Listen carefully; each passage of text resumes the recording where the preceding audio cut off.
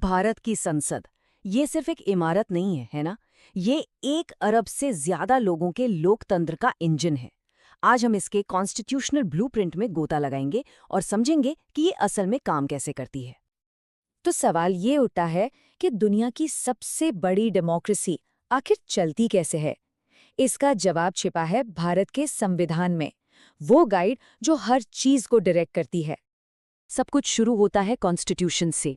आप इसे एक रूल बुक की तरह समझ सकते हैं, जो पार्लियामेंट के हर पहलू को, मतलब इसके स्ट्रक्चर से लेकर इसके काम करने के तरीके तक, सब कुछ डिफाइन करती है। तो आज हम इन 5 की एरियाज पर नजर डालेंगे। हम पार्लियामेंट की फाउंडेशन से शुरू करके इसके डे टू डे बिजनेस तक जाएंगे, स्टेप बाय स्टेप। तो चलिए शुरू करते हैं हमारे पहले सेक्शन से, द पार्लियामेंट्स ब्लूप्रिंट। और ये आइडिया सीधे आता है कॉन्स्टिट्यूशन के आर्टिकल 79 से। आर्टिकल 79 के हिसाब से पार्लियामेंट का मतलब सिर्फ एक हाउस नहीं है। नहीं, इसके 3 हिस्से हैं, द प्रेसिडेंट और 2 हाउसेस। ये तीनों मिलकर ही भारत की सुप्रीम लॉ मेकिंग बॉडी बनाते हैं। तो ये एक सीधा सा फॉर्मूला बन जाता है, parliament equals the president plus Rajya Sabha plus Lok Sabha. इनमें से एक भी मिसिंग हो तो ये स्ट्रक्चर इनकम्प्लीट है। चलिए अब इन दोनों हाउसेस को, भारत की लेजिस्लेचर के इन 2 पिलर्स को जरा और करीब से देखते हैं। यहाँ दोनों हाउसेस के बीच के मेन डिफरेंसेस को साफ साफ देखा जा सकता है। लोकसभा का टर्म होता है 5 साल का, वहीं राज्यसभा एक परमानेंट हाउस है। मेंबर्स के लिए मिनिमम एज और टोटल स्ट्रेंथ भी बिल्कुल अलग है। पहले राज्यसभा पे फोकस करते हैं। इसकी मैक्सिमम स्ट्रेंथ है 250। और एक इंटरेस्टिंग बात यह है कि इनमें से 12 मेंबर्स को प्रेसिडेंट नॉमिनेट करते हैं, वो भी आर्ट, लिटरेचर या साइंस जैसी फील्ड से। अब आते हैं लोकसभा पर। यहाँ मैक्सिमम स्ट्रेंथ है 552। इन मेंबर्स को सीधे लोग चुनते हैं डायरेक्ट इलेक्शन से, और इसीलिए इसे हाउस ऑफ द पीपल भी कहा जाता है। अब लोकसभा के उलट राज्यसभा कभी डिसॉल्व नहीं होती। ये गवर्नेंस में एक कंटिन्यूटी बनाए रखती है। इसके 1/3 मेंबर्स हर 2 साल में रिटायर होते हैं, जिससे एक्सपीरियंस और नए पर्सपेक्टिव्स का एक कांस्टेंट मिक्स बना रहता है। ठीक है, तो स्ट्रक्चर तो हमने समझ लिया, पर सवाल यह है कि इन हाउसेज में बैठ कौन सकता है। चलिए मेंबर्स ऑफ पार्लियामेंट की क्वालिफिकेशंस पर एक नजर डालते हैं। आर्टिकल 84 में मेन रिक्वायरमेंट्स बताई गई हैं। सबसे पहले भारत का नागरिक होना जरूरी है, फिर एज लिमिट को पूरा करना, राज्यसभा के लिए 30 साल और लोकसभा के लिए 25 साल। और हाँ, पार्लियामेंट चाहे तो वक्त के साथ बदलती जरूरतों के हिसाब से और क्वालिफिकेशंस भी तय कर सकती है।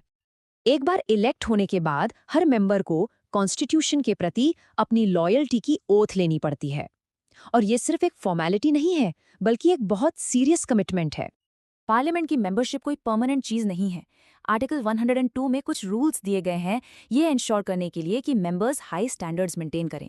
अगर कोई मेंबर डिस्क्वालीफाई हो जाता है तो उसे अपनी सीट गंवानी पड़ सकती है। अच्छा, हर हाउस को चलाने के लिए एक लीडर चाहिए, है ना? तो अब हम बात करेंगे प्रिजाइडिंग ऑफिसर्स की। वो लोग जो पार्लियामेंट की स्मूथ फंक्शनिंग इंश्योर करते हैं। राज्यसभा में सिस्टम काफी इंटरेस्टिंग है। जो भी भारत के वाइस प्रेसिडेंट होते हैं वो ऑटोमेटिकली इसके चेयरमैन बन जाते हैं। इसका मतलब है कि उनका रोल डबल है, देश के वाइस प्रेसिडेंट भी और अपर हाउस के प्रिजाइडिंग ऑफिसर भी। लोकसभा में मामला थोड़ा अलग है। यहाँ मेंबर्स अपने में से ही एक स्पीकर चुनते हैं। इससे ये इंश्योर होता है कि उनका लीडर हाउस की विल को रिप्रेजेंट करता है। ये एक बड़ा ही इंटरेस्टिंग रूल है जो फेयरनेस बनाए रखता है। स्पीकर या चेयरमैन नॉर्मली वोट नहीं करते। वो अपना वोट सिर्फ तभी डालते हैं जब वोट्स टाई हो जाएं, डेडलॉक को तोड़ने के लिए। इसे कास्टिंग वोट कहते हैं। चलिए अब हम अपने फाइनल सेक्शन पर चलते हैं। पार्लियामेंट असल में काम कैसे करती है, सेशन से लेकर डेडलॉक्स तक। पार्लियामेंट को रेगुलरली मीट करना होता है, ये एक कॉन्स्टिट्यूशनल रिक्वायरमेंट है।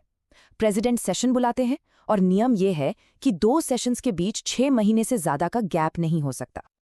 अच्छा, कभी कभी ऐसा होता है कि लोकसभा और राज्यसभा किसी बिल पर अग्री नहीं कर पाते, तो ऐसे में क्या होता है? वेल, हमारे कॉन्स्टिट्यूशन में इसका भी सोल्यूशन है।